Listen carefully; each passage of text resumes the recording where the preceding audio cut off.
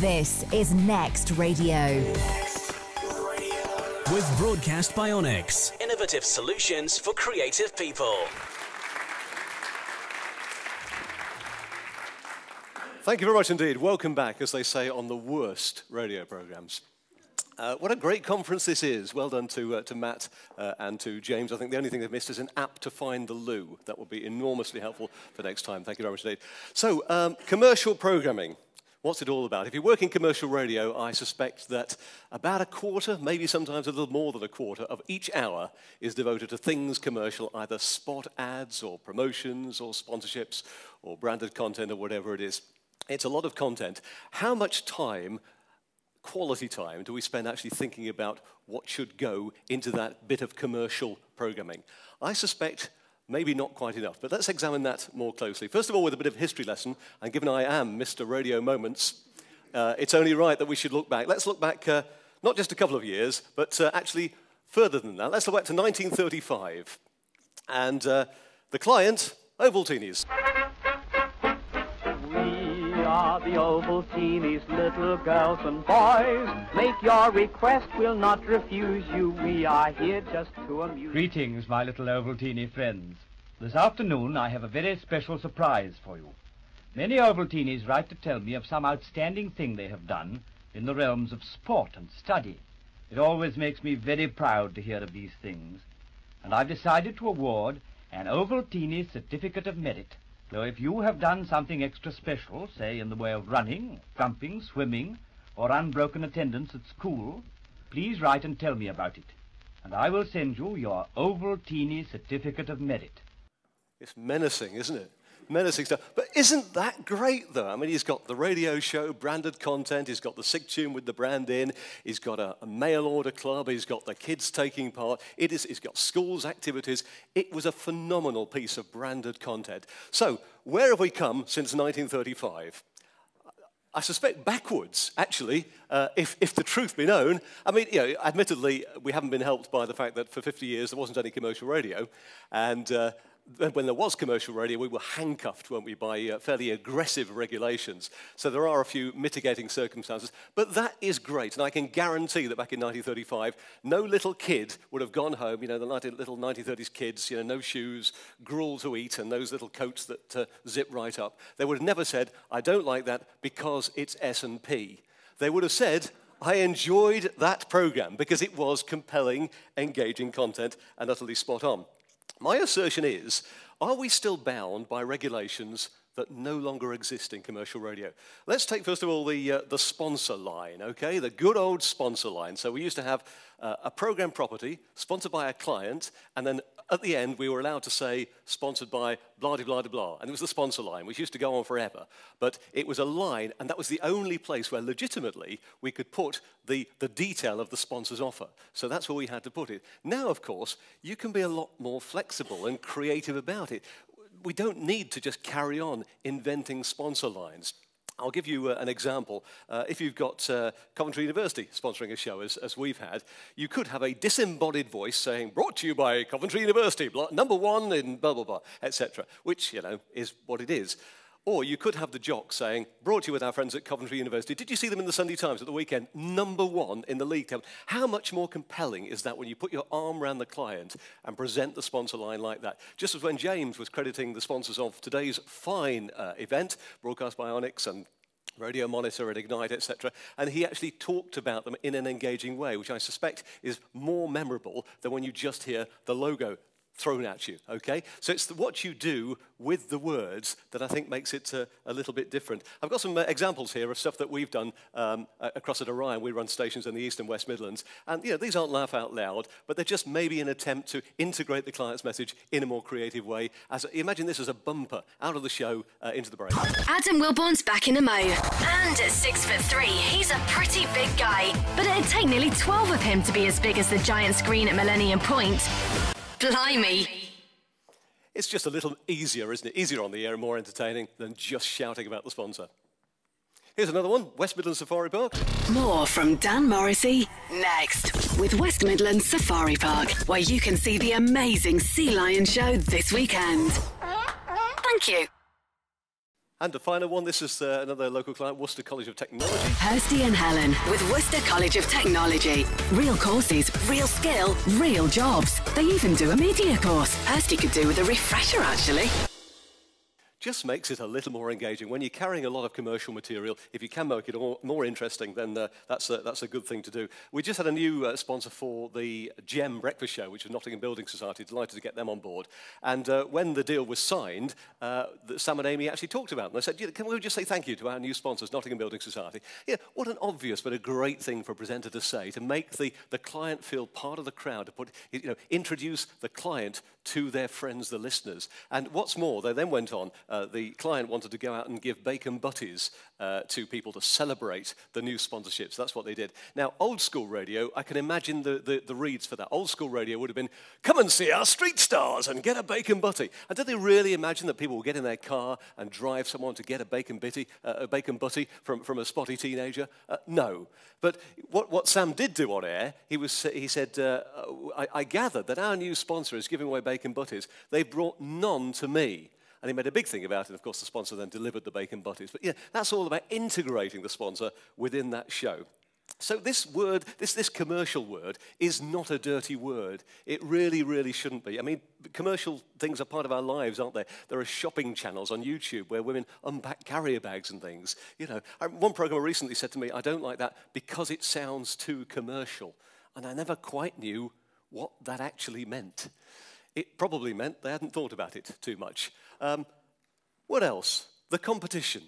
Everybody creates competition for the sake of it. You know, you get a wonderful bit of commercial creative activity, and suddenly, at the end, and you can win an iPad if you go online. Probably no connection between that competition and what you're trying to be talking about. Very strange. And we all know that very few people actually take part in competitions. So the bit of radio that you've spent, the time you've spent saying go online to win something, is completely and utterly wasted. You've not created any engaging content. It all comes down to what I think in the BBC, when I was there for a year, they would call treatment. It's the treatment of the client. Now, we had a client, Your Vets. They were vets. We could have done a giveaway dog food competition, but we chose not to.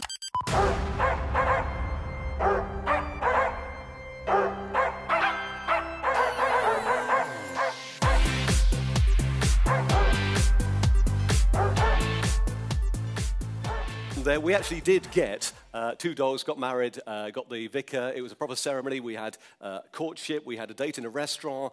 We had a stag night. It was just great. The client was absolutely delighted with it. They were embedded. The client was the hero in that content. So I think this treatment of all this is utterly crucial. Another great one, Gem 106, here's a challenge. You've got a great brand, a female brand, very warm and friendly. You can imagine the sort of radio station it is. And suddenly, sales exec walks through the door and says, I've got a huge builders and merchants with loads of cash to spend. Program director probably goes, oh, how on earth can we shoehorn that client into that sort of radio station? The first thing is to draw back from the client and say, what do you actually do? Because if I say that radio is wonderful, isn't it? If I say the words builders, merchants, you can almost smell a bag of concrete, can't you? That's what it does if you only think of what the client does. What the client actually does is deliver dreams. They build things, okay? So what we do, we transfer it across. We're going to build a tree house, okay? We're going to build a tree house. We give away a tree house. Suddenly the whole thing has changed from being a client actually doesn't fit too well to one that fits a little bit better. But then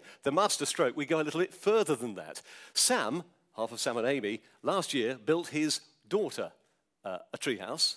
So he says he's fairly good at building tree houses. So, we go on air saying, client is giving away a tree house. He then comes in and says, why are they giving away tree house? I build the tree houses around here. And he has a bit of a, debate with the client. And that whole journey is on air. So Sam is actually trying to wrest control of this promotion from the client.